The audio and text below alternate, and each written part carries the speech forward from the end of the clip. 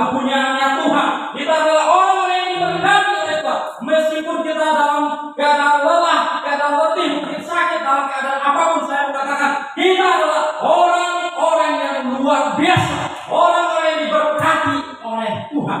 Karena kita punya Tuhan yang begitu dahsyat dan ajaib dalam kehidupan kita. Baik-baik saudara yang diberkati oleh Tuhan, kita akan mendengarkan satu bagian firman Tuhan di dalam Injil Markus pasal yang keempat ayat 35 sampai yang ke-41. Kita akan baca secara bergantian. Saya baca ayat 35, Bapak Ibu Saudara ayat 36 dan seterusnya. Berikut di atas, angin diredakan. Pada hari itu, waktu hari sudah petang, Yesus berkata kepada mereka, marilah kita bertolak ke seberang.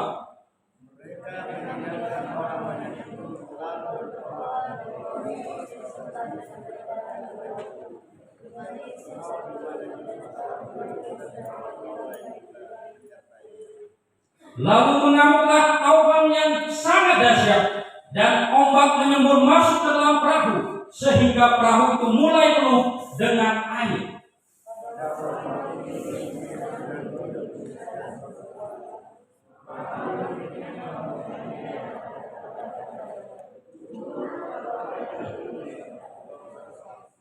Ia pun bangun menghadap angin itu dan berkata kepada danau itu, diam, tenanglah. Lalu angin itu reda dan danau itu menjadi teduh sekali.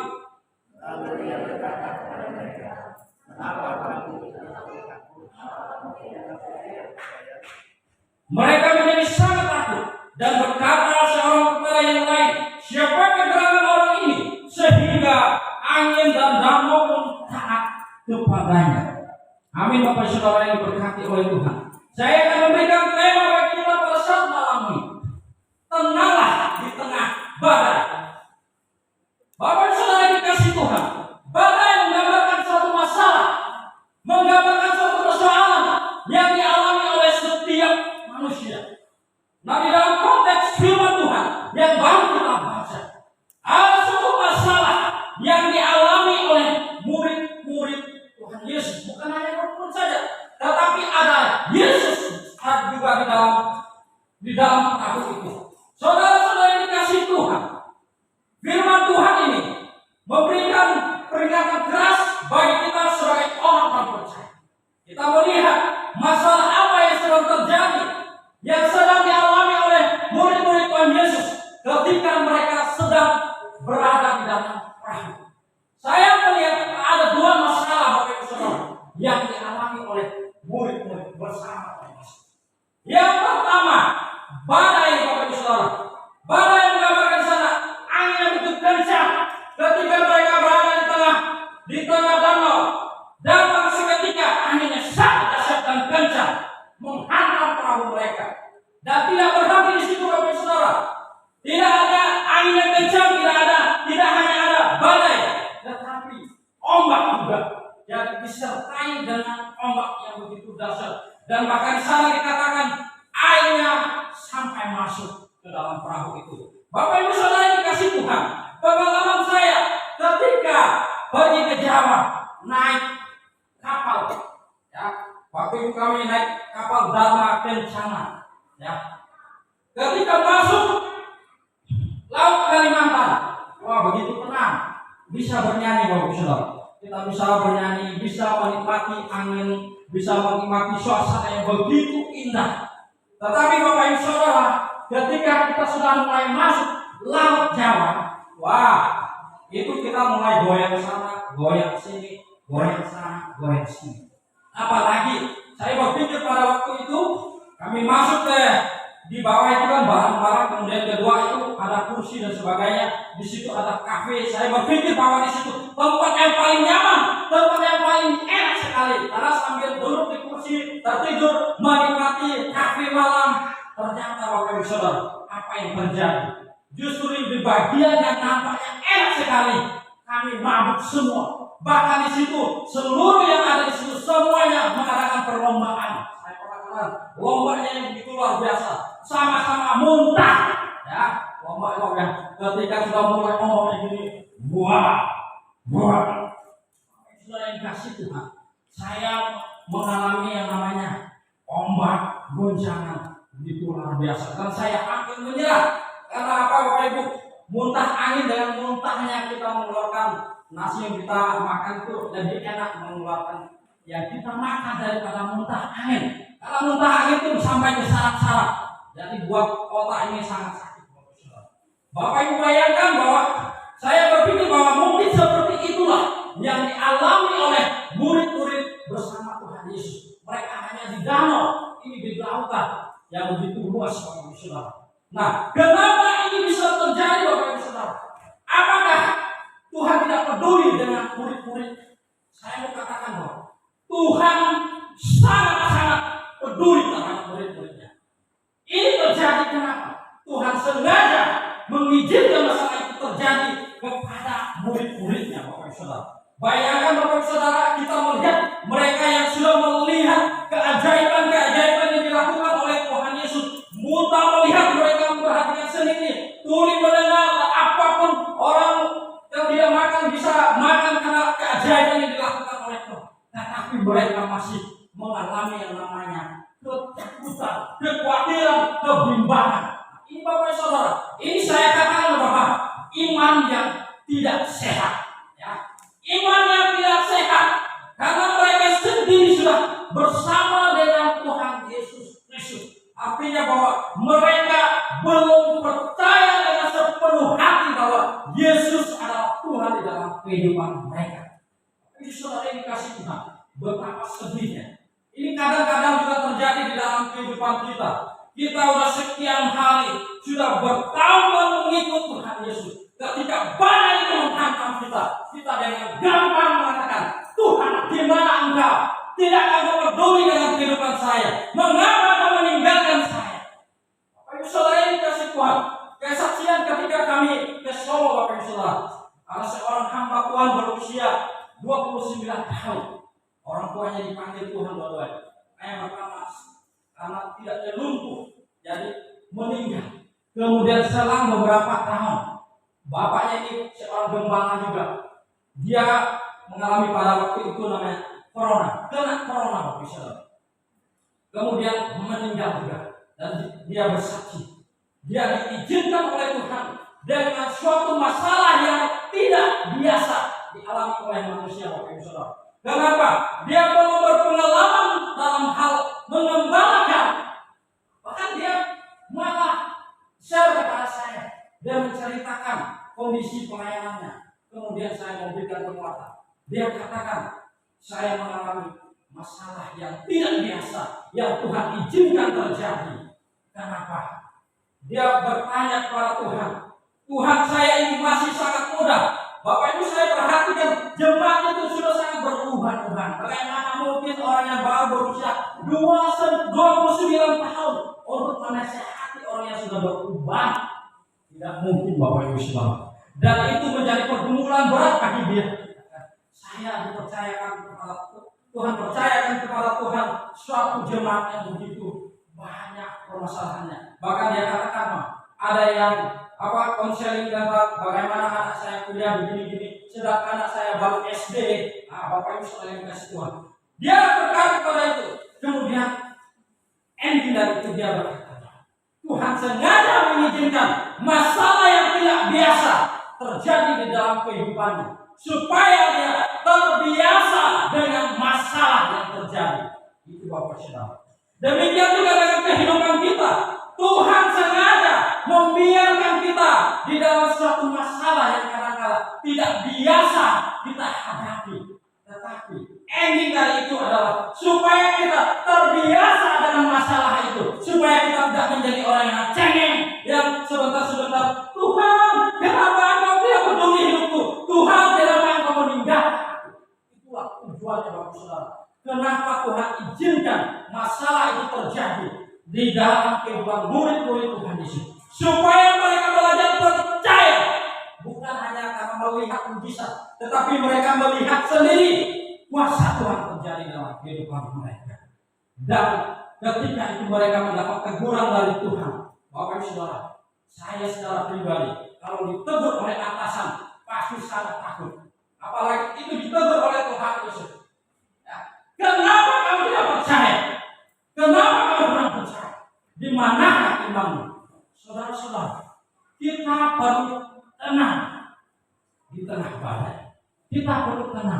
Dalam 1 Petrus pasal 4 ayat 7 sana katakan, kesudahan segala sesuatu sudah dekat.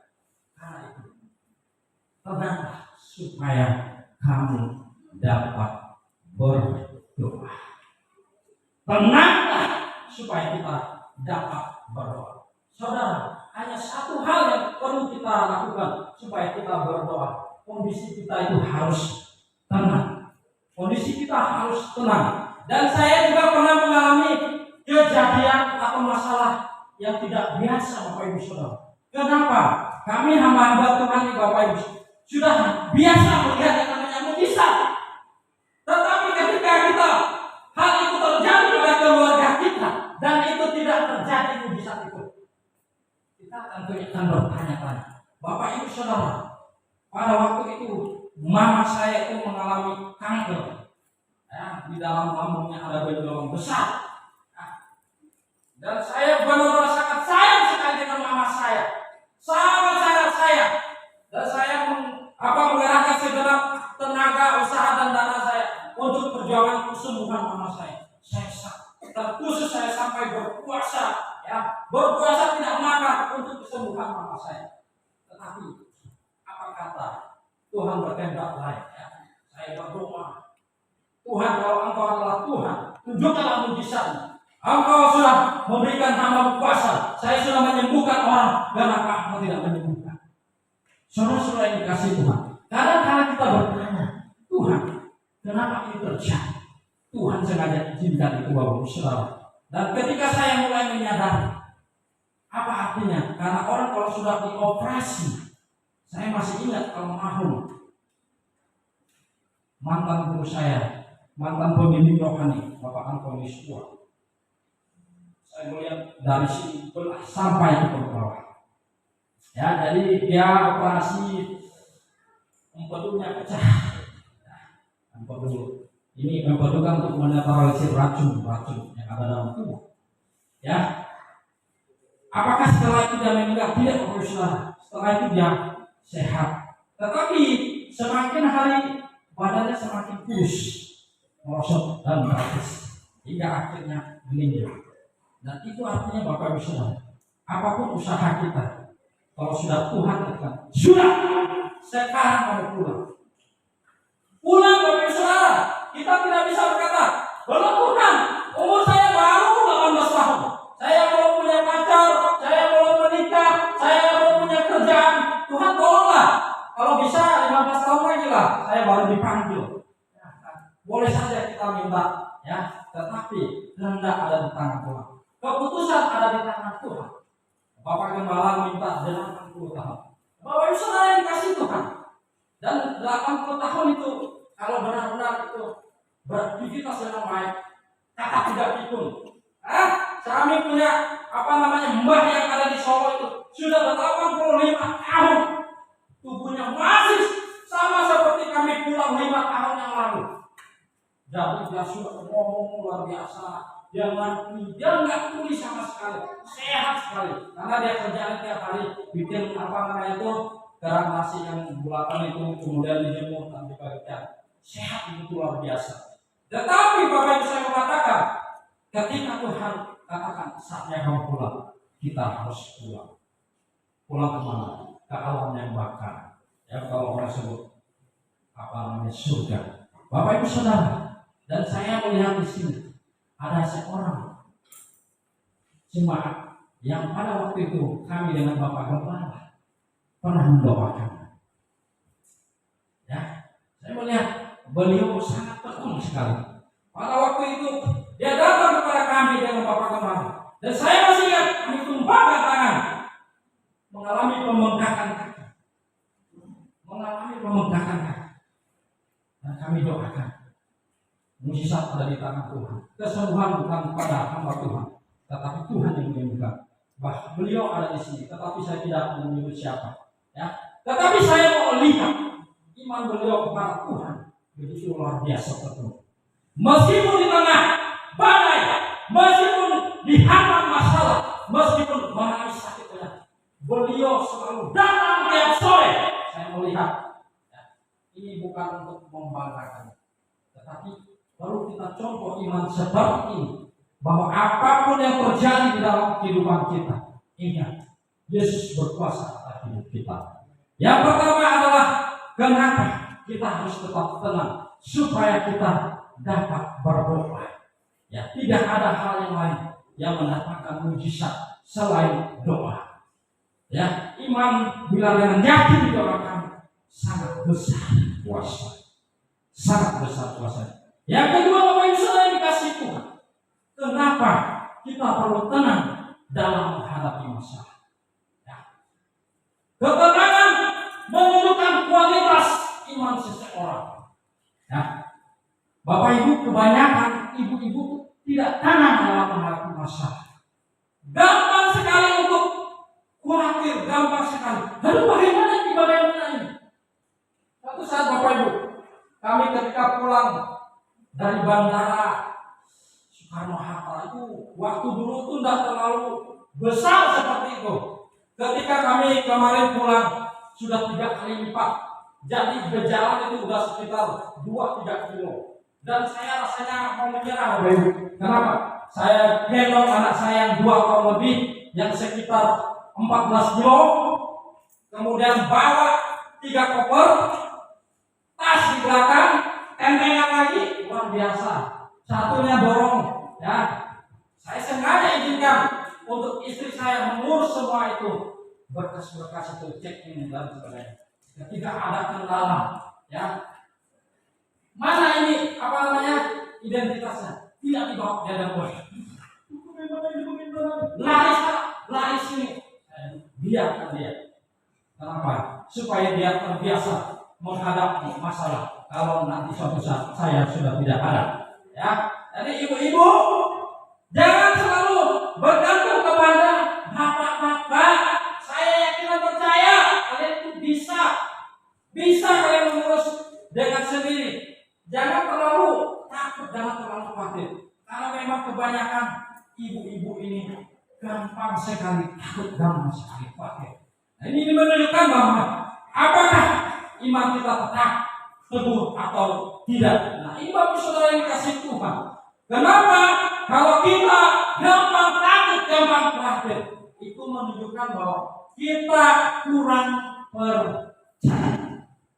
Kita kurang percaya bahwa Tuhan berkuasa atas hidup kita. Tuhan itu berkuasa atas hidup kita. Ya, Dia tidak pernah meninggalkan kita. Coba kita perhatikan. Ketika murid-murid itu sedang dalam masalah, nampaknya Tuhan itu tidak peduli, ya. Tidur tenang ketika murid-muridnya ngomong, Guru, bangunlah, kita binasa. Tenang saja, turunlah saudara. Diam, tenang. Jadi kalau ada sama yang lihat hantu, jangan lari. Diam, tenang. Tapi jangan kaki bilang tenang, langsung lari sendiri. Wah, ini bahaya. Bapak Ibu Saudara, saya sudah terbiasa dengan hal itu, ya. Bahkan saya ketika di SPP itu saya sudah terbiasa, ya. Tidak takut dengan barang itu, bukan sombong. Karena saya yakin di dalam tubuh saya itu besar kuasanya. Karena ada firman Tuhan katakan, roh yang ada di dalam diri kamu lebih besar daripada roh yang ada di dunia ini. Itu yang saya terus yakini sampai sekarang. Ya, bahkan ketika kami pergi ke suatu hutan yang ada di Bogor. Jadi ternyata orang-orang ini mengajak kami, mereka mau menjerumuskan kami. Jadi diajak mandi malam pakai kembang pakai. Saya sudah baik rasanya.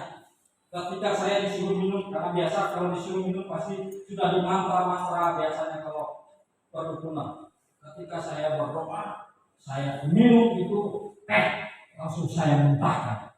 Saudara, apa yang terjadi? Ketika kami diajak ke sungai itu, dan saya tiba-tiba tidak mau, saya mau berontak, ya. Karena dengan orang tua Jawa itu seharusnya kita nurut sekali, tidak boleh berontak. Tapi saya yakin bahwa ini tidak beres. Bahkan jam 12 malam kita ke hutan itu mandi di air itu, saya sudah yakin. Dan saya balik lagi ke mobil dan dia katakan, nanti itu calon suami kamu tidak akan kembali. ketika mereka sadar, wah kok kamu ada di mobil? Ada kuasa Tuhan menyertai kita, saudara-saudara yang kasih Tuhan. Amin. Jangan takut. Ya. Apalagi di asrama itu sering Bapak Gembala atau Ibu Gembala katakan bahwa pernah kejadian yang mengerikan, ada orang gantung diri dan sebagainya. Jangan nanti dengar lemari bunyi hantu. Nggak khawatir. Dikit-dikit hantu. Nanti kawannya buka hantu. Kalau dikasih Tuhan, ketakutan kadang membuat kita tidak tenang. Ketakutan itu kadang membuat iman percaya kita jauh daripada Tuhan. Yang ketiga, bagi saudara, yang terakhir, kenapa kita mesti tenang di tengah badai? Kita tahu kepada siapa kita percaya. Yesus pegang kendali hidup kita. Makanya saya katakan tadi, ada seorang anak Tuhan yang dengan tekun datang beribadah, meskipun dalam kondisi sakit pada waktu. Dan saya perhatikan dia mulai membaik. Itu artinya dia percaya bahwa Tuhan berkuasa atas hidupnya. Tuhan berkuasa juga atas hidup kita, saudara. Apapun yang terjadi, kadang-kala iblis mengintimidasi kita. Dia membuat iman kita kendor. Dia membuat iman kita tidak bertumbuh dengan berbagai macam sakit penyakit yang kadang-kadang membuat kita bertanya-tanya, apakah benar Tuhan itu ada? Apakah benar Tuhan itu hadir? Tapi pada saat malam ini saya mau katakan, yes, Allah hadir di setiap waktu. Makanya ada pujian kita, musim akan selalu berganti, kasih Tuhan tetap abadi, tak akan berubah sampai selamanya. Ku tetap percaya. Kemudian Tuhan selalu menolongku. Jangan terlalu fokus pada suara saya, jangan jelek. Tapi fokus pada pernyataan Tuhan yang begitu luar biasa dalam kehidupan kita. Amin, Bapak Saudara. Terakhir saya katakan bahwa badai itu pasti akan berlalu. Ya. Badai itu pasti akan berlalu. Tidak pernah saya melihat orang mengalami badai itu terus menerus. Seperti yang saya mau bilang tadi, ketika kita berada di tengah kapal, ada saatnya kita berada di titik tenang. Ada saatnya gelombang badai itu menghantam kita. Ada saatnya tenang. Fokus kita kepada siapa? Pada pengemudi. Jadi kadang-kadang Bapak Ibu Saudara, kalau kita naik pesawat, kadang-kadang kita itu dibuat dan hidup juga oleh co-pilot atau pilot. Jadi ketika cuaca yang sudah tidak baik dibilang lagi. Coba kalau tidak baik maupun baik, tenang saja, lanjut saja. Tapi ketika dalam posisi tidak baik, sudah mulai kalah. Bapak Ibu, mohon perhatian. Tetap tempat duduknya, jangan kemana-mana, tetap pakai sabuk pengaman. Karena kita sedang berada di cuaca yang kurang baik, dan semua sudah mulai tegang, ya kan? Apakah punya pengalaman? Saya percaya. Bahkan Bapak Gembala juga pernah punya pengalaman. Saya paling ngeri itu naik Lion Air. Kalau naik super jet, tenang begitu luar biasa. Tidak ada yang ngomong kayak gitu. Ketika sudah Lion Air Citylink yang kemarin itu agak kasar bawahnya. Tapi kalau udah turun goyangnya luar biasa. Tapi kalau superjet itu benar-benar slow, jadi nyampe pun kita tidak terasa. Jadi kadang-kadang kita dibuat itu juga untuk menguji iman kita sebenarnya, supaya kita tetap tenang, percaya pada pilot itu, karena pilot itu yang megang kendali. Karena kalau kita mati, dia juga mati. Tapi kadang-kadang karena kita ini sudah mulai takut, sudah semuanya pegang kursi tegak untuk tidak ada yang stroke. Bahasa beratnya lainnya. Jadi Bapak Saudara, kadang-kadang kita itu diuji dengan hal-hal yang tidak terduga. Supaya kita itu terbiasa dengan masalah. Supaya kita tidak cengeng, bentar-bentar, misalnya terhadap tokoh papa mama. Yaitu yang tadi saya katakan bahwa badai itu pasti akan berakhir. Pasti akan berakhir. Tidak akan pernah badai itu bertahan dalam hidup kita. Terlebih kita yang percaya kepada Tuhan Yesus. Kenapa Tuhan izinkan masalah itu terjadi dalam kehidupan kita? Supaya kita terbiasa dengan masalah itu. Dan supaya kita terus bersama menaruh harapan kita kepada Tuhan Yesus.